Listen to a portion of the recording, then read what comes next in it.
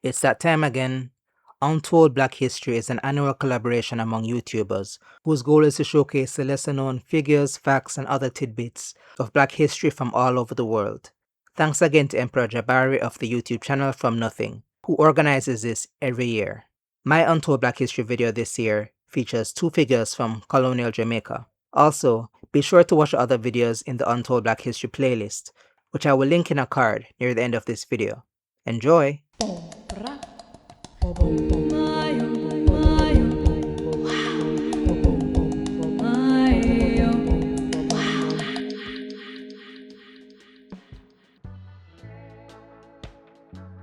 In colonial Jamaica, in 1690, a boy named Francis Williams was born to John and Dorothy Williams.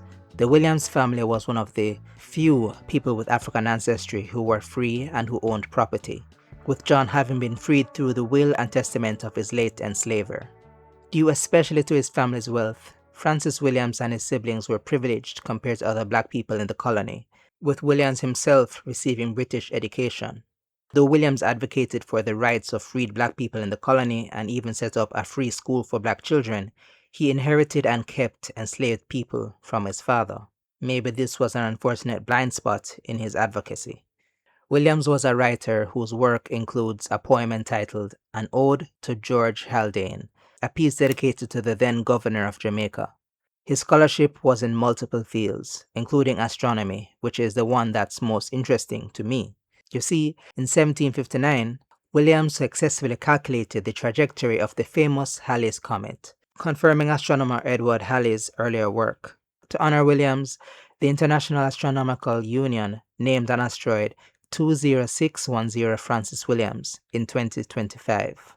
Williams, through his successes, challenged the conventional racist wisdom that African people were not capable of what he had achieved. Colonial Administrator Edward Long, for example, tried to undermine his achievements through racist rhetoric. Williams was even denied membership to the Fellowship of the Royal Society, quote, on account of his complexion.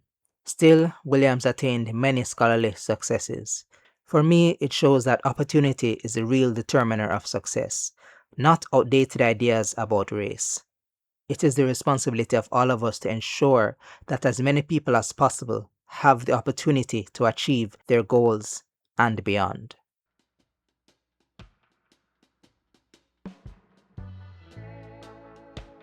On the 10th of January 1897, more than a century after Francis Williams' death, Amy Ashwood was born in Port Antonio to Michael Delbert Ashwood and Marjorie Thompson in still colonial Jamaica. In 1904, Ashwood went to the Westwood High School for Girls in Trelawney. While a student there, she met Marcus Messiah Garvey Jr., whose name you might know as one of Jamaica's national heroes and for his pro-black political activism. As it turned out, Ashwood shared his passion for activism, and they would end up working together on Pan-African projects and for the liberation of colonial Jamaica from British control.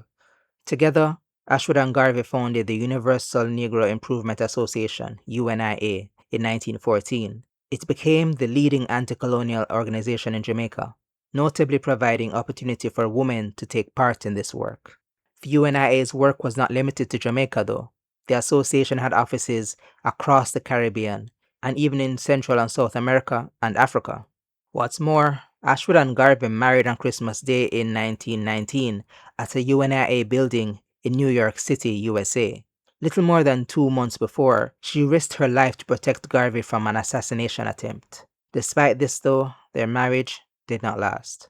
There were accusations of infidelity on both sides and they got divorced in 1922. This, of course, did not slow Ashwood down in the least. She continued her advocacy work in Jamaica, the United States, and England.